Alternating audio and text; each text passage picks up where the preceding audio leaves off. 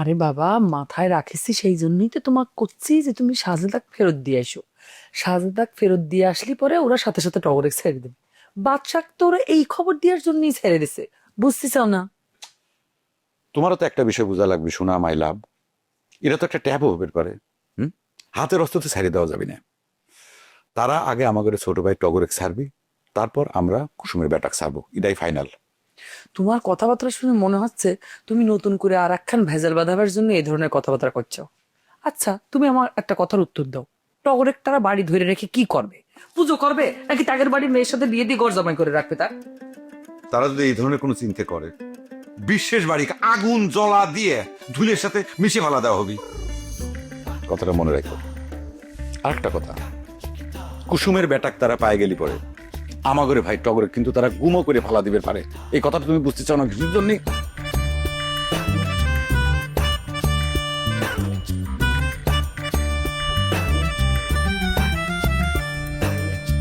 নিয়ম মাইনা কেউ চলে না,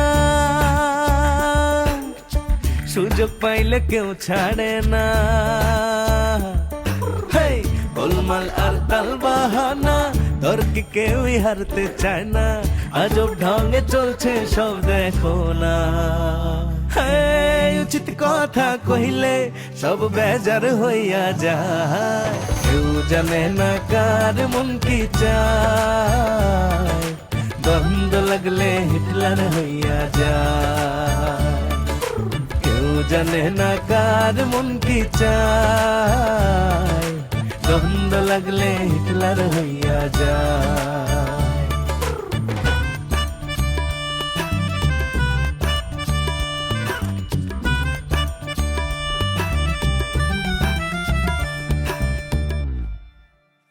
হাস, ফালতু কথা কর জায়গা পাচ্ছাও না গোলাপ সর্দার। একটা মানসিক জলজন্ত মানসিক গুম করে দেওয়া এত সহজ না। আমাকে তো বাসা করছিল যে টগরের তারা কোনো রকম কোনো নির্যাতন করি নেই, বরং ঘরের মধ্যে বসায় ভিআইপি মর্যাদায় রাখিছে। এই জন্যই করছি, ছাইড়ে দাও শাহজাদাক। ওরে বোকা আমায় জান লাভ, একটা বিষয় তুমি বুঝতে পারতেছ না কৃষির জন্যে। আমরা যদি আগে কুসুমের ব্যাটাক ছাইড়ে দিই, তালি পরে যেটা ঘটবি, রাজনৈতিকভাবে আমাদের হার হয়ে যাবে, পরাজয় হয়ে যাবে, আমরা ব্যাক ফুটে চলে আসবো। এই রাজনৈতিক হিসেবটাও কিন্তু তোমার মাথায় নেওয়া লাগবে। আরে তালিপাড়া তো দেখা যাচ্ছে যে বিশেষ বাড়ি আগের থেকে ব্যাকফুটে চলে গেছে। তোমাকে তো জিত হয়াই আছে, কারণ ওরা তো বাচ্চারা আগেই ছেড়ে দিছে। তার মানে কি ওরা ব্যাকফুটে চলে গেল কারণ ওরা বাচ্চা আগে ছেড়েছে? শোনো না, তোমাকে আমি অনুরোধ করতেছি, কুসুমের ব্যাটাক ছেড়ে দাও। ছাওয়ালটার প্রতি আমার কেমন যেন একটা মায়া পড়ে গেছে। শোনো মাইজান মাই লাভ, রাজনীতির মাঠে এসব মায়া দয়া প্রশ্রয় দেওয়াটা কিন্তু একদম ঠিক না। কুসুম আমাদের বাড়ির উপর ক্যাবা করে চড়া হয়েছিল, সেটা নিশ্চয়ই তোমার মনে আছে। আমাদের এই টিনের ঘরের চালে কি পরিমাণ ঢেল নিক্ষেপ করেছে। কুসুমের ব্যাটাক সাইডে দেওয়ার আগে সেই বিষয়টা বিবেচনায় রাখা লাগবে, সেটা মনে রাখো। তুমি তো অনেক নিষ্ঠুর মনের মানুষ দেখতেছি গোলাপ সর্দার। তোমার এই নিষ্ঠুরতার চেহারাটা তো আগে দেখতে পাইনি। আমার মনে হচ্ছে কেউ যদি তোমার নিজের সাহলেকে এভাবে আটকায় রাখতো, নিজের সাহলেক উদ্ধার না করে তুমি এই রাজনৈতিক হার জিত, রাজনৈতিক হিসেব নিকাশ নিয়ে চিন্তা করতে। ছি!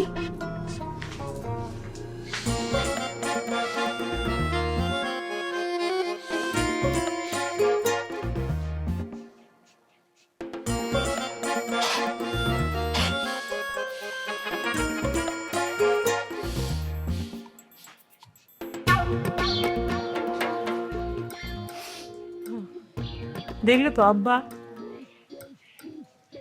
ওই বডিগার্ড কিরকম মিষ্টি মিষ্টি কথা কয়ে আমাকে ডগ দিয়ে চলে গেল। কলেজে একটা ব্যবস্থা করবি, আর ব্যবস্থা করবি না পারলে এসে ধরা দিবি, অথচ কোনো খবর নেই। আমিও সেটাই চিন্তা করতেছি রে কুসুম। সর্দার বাড়ির কোনো আওয়াজ নাই। আমার মনে কয় বডিগার্ডের প্রস্তাব তারা মানতেছে না।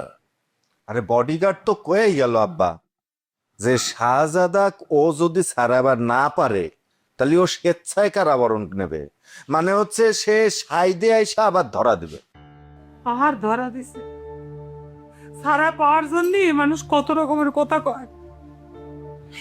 আর আমি কি করবো আব্বা, খালা আমার কিছুই ভালো লাগতেছে না। শান্ত হও, শান্ত হও। এ জহির, বন্ধার মতো বসে থাকলে কেন? তুমি কিছু কও, এই পরিস্থিতিতে আমাদের কি করা উচিত? আমার বলার কিছু নেই। কর পারিস, আমার সাওয়ালের কষ্টে আমি পাথর হয়ে গেছি। তবে তোদের কাছে একটা অনুরোধ, আমার সাওয়ালেক আর তোরা নোংরা রাজনীতির বলির পাঠা বানাইস না। তোমার কথাবার্তার টোন শুনে মনে হচ্ছে আমরাই যেন তোমার সাওয়ালকে আটকায় রাখিছি। আমি এ বিষয়ে কোনো মন্তব্য করবার চাই না আব্বা। কে রে কুসুম? রাজ করছিল শাহজাদা নিজেই নাকি সর্দার বাড়িতে গেছিল, গোলাপ সর্দারের মার সাথে নাকি কি কাজ আছে তার? তার বাপের জিজ্ঞাসা কর, সেই তার মাথার ভিতরে এই ধরনের পোকা ঢুকাইছে ভাবনার। এটি ঢুকায় দিয়ে পিছন থেকে কলকাতি নাড়িয়ে এখন আমাদের দোষারোপ করতেছে, তাই না? আমার মনে হয় কি দিয়ে কি হয়েছে এসব কথা চিন্তা না করে এখন কি করা যায় সেইটা নিয়ে চিন্তা করা উচিত। আরে বাটপার বডিগার্ড তো ফাঁকি দিয়েই গেছে। আব্বা, আমার মাথায় একটা বুদ্ধি আইছে। সর্দার বাড়ির ছোট সালে ধরে আমরা সবাই মিলে এমন চেঁচা দেই যাতে কান্নাকাটি করে অস্থির হয়ে যায়, তারপর আমরা ভিডিও করে সেই সিন সর্দার বাড়িতে পাঠাই দিই। না না না, এ ধরনের কাম করা যাবে না আম্মা। এটি দেখলি, মায়ের দৃশ্য দেখলি পরে ওরা আমার সাজুতে খুব মারবে খালা। ওরা অনেক পেরেছে। কান্দে না, কান্দে না, কি করতেছে? কান্দে না। আরে তুমি একদম বুঝবান মানুষ, তুমি এরকম করতেছো কিসের জন্য? বড় বেটি, তুমি একটু বাইরে আসো তো, তোমার সাথে একটু কথা আছে। কি কথা? তুমি কি কোনো খোঁজ খবর পাইলে আব্বা? একটু বাইরে আসো। তুমি এখানে সকালে আছে কও। সবার সামনে কওয়া যাবে না, তুমি বাইরে আসো করছি, আসো। আচ্ছা স্যার।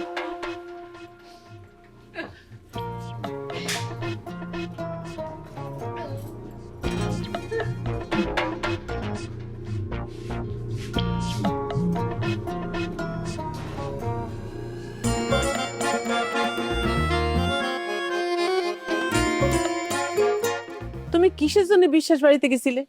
কিটা পাঠাইছিল তোমার? কেউ পাঠায় নাই ম্যাম, আমি নিজেই গেছিলাম রে। কি করবে, দূরেই আসিলাম, তবে এইভাবে যে আমার উপরে আক্রমণ হবে, আটক করা হবে, এটা আমি কল্পনা করি নাই। তোমাকে মারধর করেছে? মারধর যা করেছে তেমন উল্লেখযোগ্য না, তবে হুমকি ধামকি ভালোই দিছে। সবচেয়ে অপমানের বিষয় হলো আমাকে দড়ি দিয়া খুঁটির সাথে বাইরে রাখা হয়েছিল। দেখছো দেখছো তো তোর নানা জান কিরকমের ফেরসাস লোক। আমি তো আগেই কইছি, ওই বাড়ির সকলেই তো মেন্টাল। পরিস্থিতি এতটা জটিল হইতো না ম্যাম। এই সাওয়ালটাকে বাড়িতে আটক করার পর থেকেই অবস্থার অবনতি হয়, চরম উত্তেজনা শুরু হয়। দেখে যাও তো নানি, তোমার বড় বেটা কিরম রাগের মাথায় একটা ভেজাল বাঁধাইছে। আমি যদি তোমার সাথে কথা কয়ে সুন্দর মতো বাড়িতে ফিরে যাইতাম, তালিকার এ ঝামেলা হতে কও, আমি হয়তো বা কথা কয়ে এ ভদ্রলোকেও সারানোর ব্যবস্থা করে পারতাম। হায়, তুই চুপ করে থাক। সব দোষ আমার বড় বেটা, তাই নে? আর তোর নানা জান সবার আগে বাচ্চা কাটকাবে কি জন্য? আর আমার বেটাকে যে রাস্তা থেকে তুলে নিয়ে গেল, তারা একটার পর একটা বাটপাড়ি করবি, আর আমরা তাকে ছাড়িয়ে দেবো নাকি? ছোট সারেক অবশ্য সসম্মানেই রাখছে, ডিভিশন দিয়া ঘরের মধ্যে স্থান দিছে। শুনিছাও তো নানি, টগর মামাক ডিভিশন দিয়ে ঘরের থোয়া হয়েছে, আর তোমার বড় বেটা আমাক গোয়াল ঘরে গরুর সঙ্গে বেঁধে রাখবে স্যার। ম্যাম, আপনারা কি ভাবতেছেন? আমার মনে হয় কি একটা আলোচনার মাধ্যমে ফয়সালা করা হোক, আর আমাক এই উদ্দেশ্যে সাময়িক মুক্তি দিয়েছে। আরে বাপুরে, আলোচনা করে কোনো লাভ হবে না। ওই বিশ্বাস বাড়ি যে মাতা, আসল মাতা, সেই হলো আসল বাটপার। সারা জীবন বাটপাড়ি করেই গেল। আমি তো সেই উৎসটাই জানবার চাচ্ছি। উৎসটা জানলি পর মানে রোগের মূলটা জানলি পর তো ট্রিটমেন্টের সুবিধা হয়, কিন্তু তোমরা তো কেউ আমাকে সঠিক তথ্যটা দিয়ে ট্রিটমেন্ট করতে হেল্প করতে চাও না। হয়, তুমি একজন বিখ্যাত ডাক্তার এসে গেছো না, তোমার ট্রিটমেন্টে তোমার ওই যে বাটপাড়ি, তোমার নানা জানের বাটপাড়ি ঠিক হয়ে যাবে। যত সব আজুরে।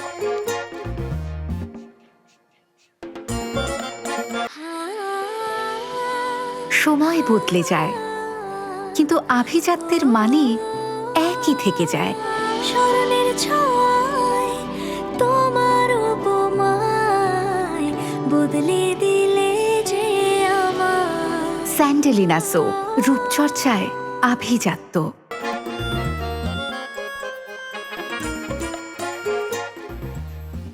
তোর মায়ের এখন ঝামেলাটা বাজানো কি ঠিক হচ্ছে? দেখতেছি আমার ছালটা উদ্ধারের জন্য আমরা কিরকম চেষ্টা করতেছি। এবারে কারোর উপর কেউ কোনো মায়ের নাই।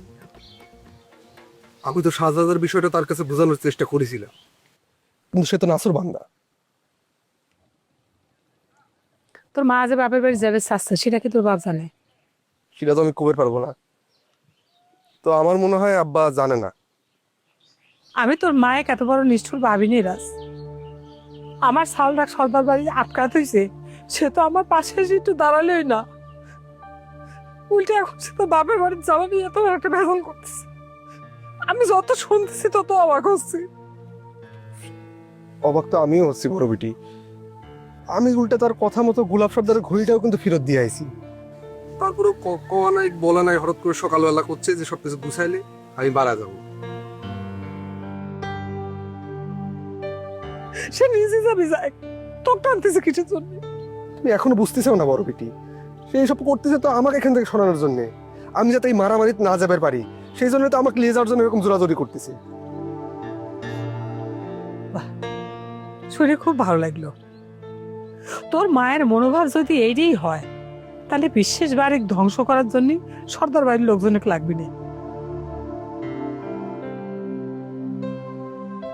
আমরা কোন জায়গায় শাহাদাত কিরকম করে উদ্ধার করবো সেই চিন্তায় অস্থির, আর সে এখন নিজের বেটাকে দূরে সরা নিয়ে যাওয়ার চিন্তা ভাবনা করতেছে।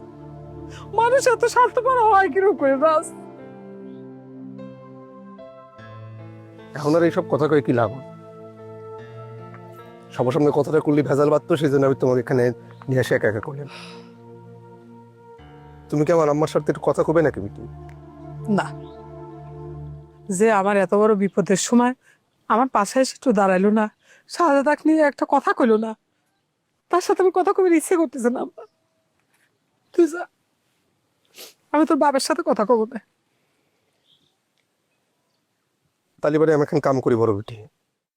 আমি বাড়ির বাইরে বাইরে থাকি যাতে আমার সামনে আর না পড়া লাগে। তুমি কাঁদো না।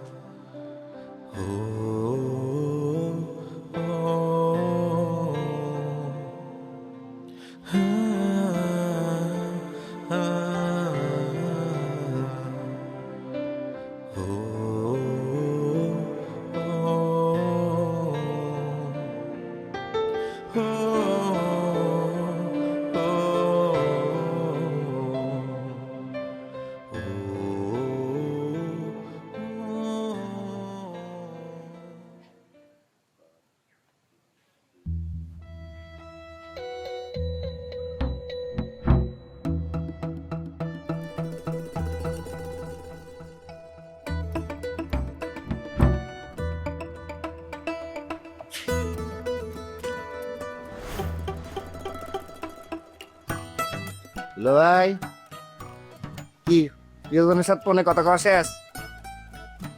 দেখ মতি, আমাকে একটু একা থাকতে প্লিজ। আমার ছেলে তোরা বলির পাঠা বানায় খুব বিপদের মধ্যে ফালাই দিছিস। আমার ছেলের দুশ্চিন্তায় আমার অবস্থা খুব খারাপ। তাই না? সালার দুশ্চিন্তায় অবস্থা খুব খারাপ হয়ে গেছে, সেই জন্য এখানে এসে একা একা ফাঁকে বসে রয়েছেন। আমরা সকলে মিলে সর্দার বাড়ির সাথে গন্ডগোল করতেছি, হ্যাঁ, আর আপনি নিরাপদ দূরত্ব বজায় রেখে প্রিয়জনের সাথে ফোনে কথা কর ধান্দা করতেছেন, তাই না? দেখ মতি, মুখ সামনে কথা বলবি। তোরা কিন্তু অমানবিকতা শুয়ে ছাড়িয়ে যাচ্ছিস। সেদিন তোর জন্য আমি অল্পের জন্য হার্ট ফেল করে মৃত্যুর কাছাকাছি চলে গিয়েছিলাম। মৃত্যুর কাছাকাছি চলে গেছিলাম, হার্ট ফেল হয়ে গেছিলেন। আপনি যে সেদিন অ্যাক্টিং করেছিলেন মনে করেছেন, বিষয়টা আমি বুঝতে পারি নাই, তাই না? বেয়াদব, স্টুপিড! আমি অ্যাক্টিং করেছিলাম, তাই না? তোগের কারণে আজ আমার ছেলে বিপদের মুখে। একটা কথা মনে রাখিস, আমার সাওলের যদি কিছু হয় তোকে আমি ছাড়বো না। তোকে সকলের নামে আমি কেস দেবো। ওই আল্লাহ, ভয় খেয়ে গেছি। কেস দিয়ে দেবেন? দেন, কেস দেন। তা কি হিসাবে কেস দেবেন?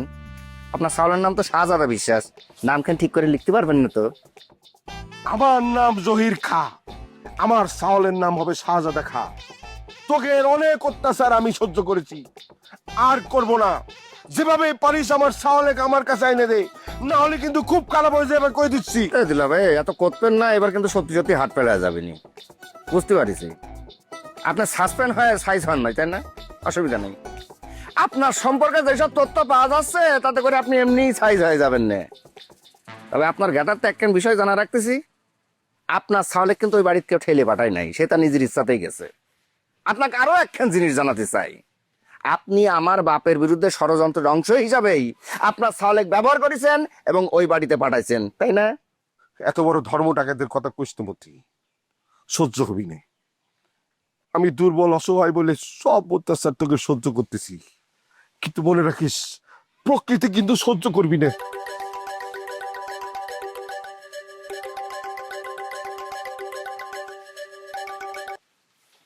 কাটি দিলে কিসের জন্য? প্রকৃতি কি মানবি কি না মানবি সেটা প্রকৃতির উপরে ছাড়িয়ে দেন। তবে আপনাকে একটা জিনিস জানা রাখতেছি, আপনার চরিত্র সম্পর্কে যেসব তথ্য পাওয়া যাচ্ছে নানান প্রশ্ন উঠতেছে, কিন্তু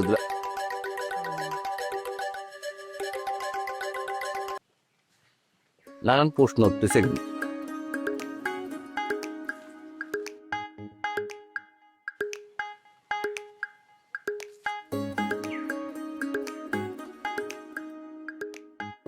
কি সৌভাগ্য আমার, মাইলা আমাকে ফোন করেছে।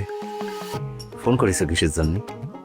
আর তার আগে তোমাকে সরি কয়ে নি, তোমার ফোনটা কাটিয়ে দিতে হয়েছে। হ্যাঁ আসলে হচ্ছে কি, আমার দুলা ভাই আমার সাথে রয়েছে তো।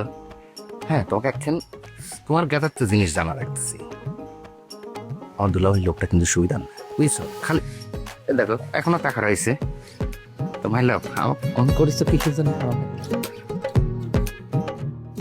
শালার ফোন আসছে এখন কিছু না, আমার ফোন আসলেই খালি কল কর।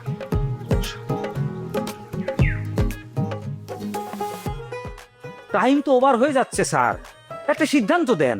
কিসের সিদ্ধান্ত? তুমি তো সারা পাইছো। সারা তো পাইছি শর্ত সাপেক্ষে, আর আমি স্যার অদা করে আসছি। আমি যদি এই সাওয়ালেক মুক্ত করবেন না পারি, আমি স্বেচ্ছায় সজ্ঞানে আবার তাগর হাতে ধরা দিব। চুপ করে থাকো হে, বুদ্ধিজীবীর মতো কথা করছে। এই তুমি বিনা অনুমতিতে আমাকে পারমিশন ছাড়া কিসের জন্য বিশেষ বাড়ির সীমানা অতিক্রম করেছিলে? তাগরে এলাকায় ঢুকে পড়েছিলে কিসের জন্য? সরি স্যার, ভুল হয়ে গেছে, ফল্ট হয়েছে। কিন্তু স্যার এই ভুল থেকে তো স্যার শিক্ষা গ্রহণ করা লাগবে। ভুল থেকে তুমি মেলা শিক্ষা গ্রহণ করে চাও, এখন একদম চুপ করে বসে থাকবে, ঠিক আছে? কোনো কথা হবে না। না না স্যার, এখন তো বসে থাকার সময় না স্যার। আমি কথা দিয়ে আসছি, এই সাওয়ালেক যদি আমি মুক্ত করবেন না পারি, তালি পরে আমার স্বেচ্ছায় কারাবরণ করতে হবে। আমি ওয়াদা ভঙ্গ করতে পারবো না। তোমার কি ডাক হয়েছিল ওয়াদা করার কথা?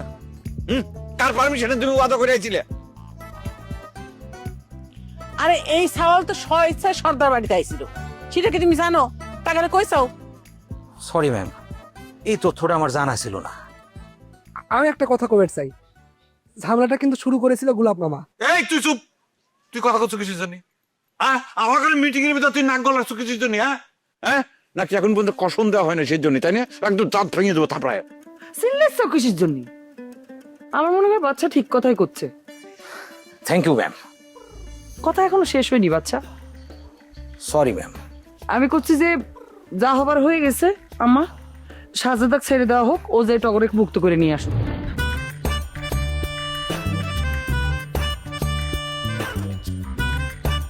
কোনো কারণে যদি এই আসামি এই চিটারে যদি আমরা আগে ছাড়ি দেই, তাহলে পরে রাজনৈতিক ভাবে আমরা বিশেষ বাড়ির কাছে হারিয়ে যাব, সেটা হবে দেওয়া যাবে না। বিশেষ বাড়ি থাকলে পারে নাকি রাজের ভবিষ্যৎ অন্ধকার নষ্ট হয়ে যাবে। কিন্তু এই বিষয়টা তো আর আমার ব্যক্তিগত না, এটা হচ্ছে বিশেষ বনাম সর্দার ইস্যু। তোর বউ বাপের বাড়ি যাচ্ছে, তুই কিছু জানিস না? এই ধরনের আচরণ তো কল্পনাও করা যায় না রে। এক যদি ডাইভোর্স হয়ে যেত সে কথাও না মানি নেওয়া যেত। কইলে সব বেজার হইয়া যায়, কেউ জানে না কার মন কি চায়, দ্বন্দ্ব লাগলে হিটলার হইয়া যায়, কেউ জানে না কার মন কি চায়, দ্বন্দ্ব লাগলে হিটলার হইয়া যায়।